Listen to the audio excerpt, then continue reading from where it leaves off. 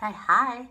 Um, I'm Emily Gold, a yoga therapist and teacher, and I'm live here on two different platforms, which is terrifying for me, and maybe more platforms in a minute or two. I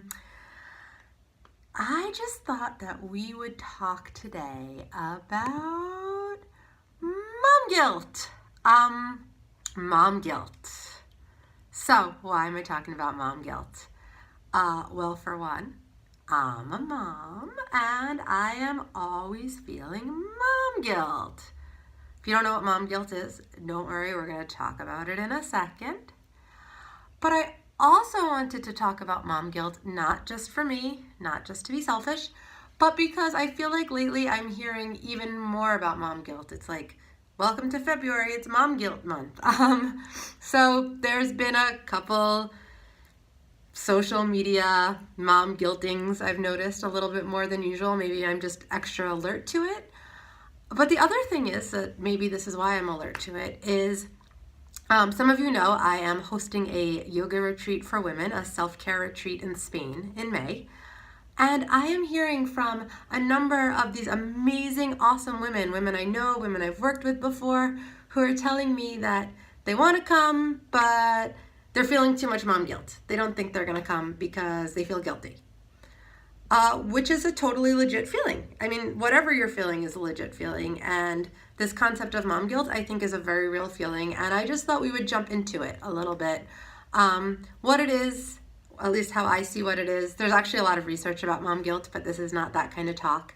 And then just what we can do about it. So let's just go ahead and do that.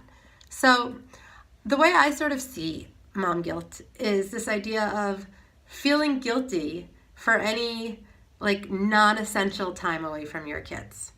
So that can mean different things. For some parents, some moms, that's working, right? Some people say, well, I don't have to work, whatever that means. For some moms, lots of moms, it's this idea of like any sort of self-care or recreation, a yoga class, going to the gym, going out for a cup of coffee and with your book, whatever it is. So it means maybe slightly different things, but I think it's just this idea of being away from your kid at any time that you don't have to be. So we could probably have a whole chat just about why there's no dad guilt. You know, it's not parent guilt. There's not a complimentary dad guilt. It's mom guilt. But let's save that. We can chat about that another time if you want. Shoot me a comment. Let me know. Write me a message if you want to talk about why there's no dad guilt, because I would love to talk about that. But I think some of this just has to do with the pressure society puts on women and that we then internalize and put on ourselves. This is probably not the first time you're hearing it, that women are supposed to have it all. You know, we're supposed to have like this amazing, perfect career. Your house is always supposed to be spotless, homemade meals, perfect relationship, perfect kids. You know, this very Pinterest look of life. And I think that social media sort of kind of enhances that, right? We see Pinterest is a perfect example of, you know, everyone has these homemade toys, they're doing these things with their kids, their houses look perfect, they've made their kids whatever. And we're seeing everyone's highlight reels, right? We're seeing their kids' vacations, we're seeing this amazing meal their kid ate. We're not seeing like the meltdown their kid had 10 minutes before or after that picture, or, you know I post cute pictures of my child eating all the time and you don't see when he like dumps the cup over 10 seconds later.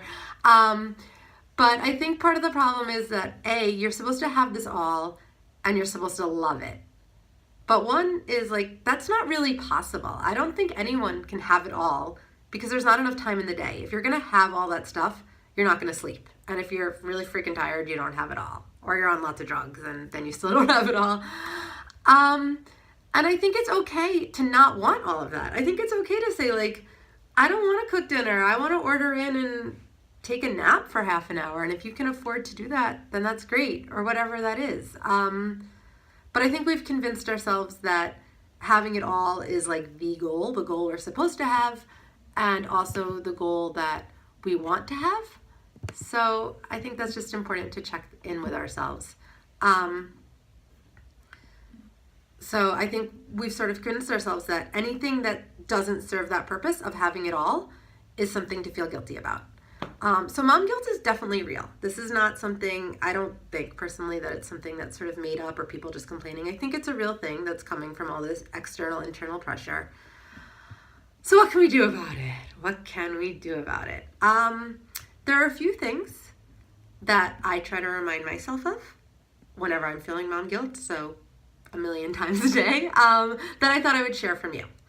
The most important one, and if you've ever spent any time with me, yoga or anything else, you've probably heard me say this, you can't pour from an empty cup. Okay, you can't care for your kids, you can't care for your spouse, your house, etc., if you're not cared for yourself. If you're feeling tired, if you're feeling stressed, cranky, if you're getting sick all the time because of these things, you're probably not doing the best job at caring for other people, right? It's just literally this idea. If you're empty, you can't share yourself with others. And I think we forget that sometimes and we're just sort of running on empty all the time.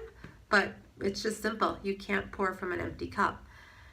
And along with that, it's this sort of idea, so this is maybe a second point, but sort of valuing the quality of time we spend with our kids as parents, and maybe over just the quantity. So I know this for me, that when I am feeling good, when I've taken care of myself, if I've woken up and gotten to do some yoga, I've had a good meal, I've actually gotten to sit and have a cup of coffee. When I sit down to engage with my son, I really engage. We are sitting and actually reading a lot of books. We're making a whole little Play-Doh zoo, whatever we're doing. I'm really there. I'm not, thinking about all the other stuff I have to do or wanting to check my phone and get involved in some Facebook conversation or whatever it is. When I'm feeling better, I can be more present in the situation because it's a happier situation to be in. It's a better feeling situation. So this idea of really having this quality time as opposed to just, well, I'm here, but my mind's really somewhere else, or I'm not feeling good, or I'm worrying about all this other stuff that I have to do because I'm not feeling mindful. So I think those two things sort of go together. But I also think that when you practice self-care, it teaches your kids two really important things. So this is what I remind myself of all the time. One, it teaches them that it's important to care for yourself. That self-care, whatever it means, is important, and it's important for them too. And I think that the society that our kids are growing up in, a million extracurricular activities, like competitive preschool, knowing that it's okay to take a break, knowing that you don't have to do everything, that sometimes it is okay just to curl up with a book or go into child's pose or whatever self-care means for a child, but so that they learn that when they grow older. I think that's really, really important. And I think, we model what we model, our kids see. So I think that's really, really important. But it's also teaching your kids that it's important and it's necessary for you to take care of you. If you're never doing it, it's really hard when you then ask your kids for it. So if you never expect a break from your kids, if you are always pouring from this endless cup that never gets refilled, why would your kids think that you deserve the privacy to take a shower, or that it's okay for you to, go upstairs for 20 minutes or downstairs or whatever it is to do yoga? How will they learn that they can't just have your time literally whenever they want? Literally when you're on the toilet. That's sort of always the classic example of like kids, just a toddler. I have a toddler, not giving you a break. They need to learn that somehow. And by showing them and treasuring and valuing this care, I think that that's really important. So that's really all I have to say. This isn't meant to be shaming. I think I've said like a million times, but I feel mom guilt all the time. I don't have the answer to never feeling it, but what I'm sort of working on for myself and wanted to share with all of you is how I'm working through it. So how I can remind myself that this is a legitimate feeling, but there's other things I can be feeling. There's reasons that I'm feeling it, and what can I do to work through those feelings? So I don't think these things just go away overnight, but the more you can remind yourself that you are important for your own sake and for your kids' sake, the better you will feel, the better your family unit in general will feel.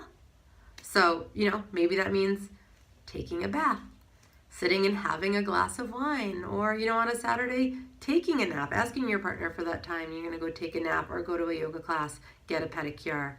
Maybe it's a professional thing. You know, go to that conference that you've been eyeing that you feel like you can't take the time. Maybe it's coming to Spain with me. You know, Spain is going to be awesome. I won't lie. You should come. Um, whatever it is, just remember it's important. You're important. And, you know, treating someone who's important well is never something to feel guilty about. So whether that's your kid, whether that's yourself, it's always good to practice care for someone you love, for someone you spend lots of time with. So that's all I'm saying about mom guilt right now. I hope this worked on the different platforms. Sorry if I was sort of looking all over the place. If you want to, you know, talk more about this, just post a comment or send me a message, and you can find me at emilygoldyoga.com/retreat if you do want to come to that Spain retreat, and you know, self-care, hint hint. But really, you know, just take care of yourself. The guilt is there. I can't say it will go away overnight, but I do think that the more you practice the self-care and remind yourself that it is important, that it's not a luxury, it is a necessity, the better you and everyone around you will feel. So hope you're having a great start to your week, and I will talk to you soon. Bye, guys.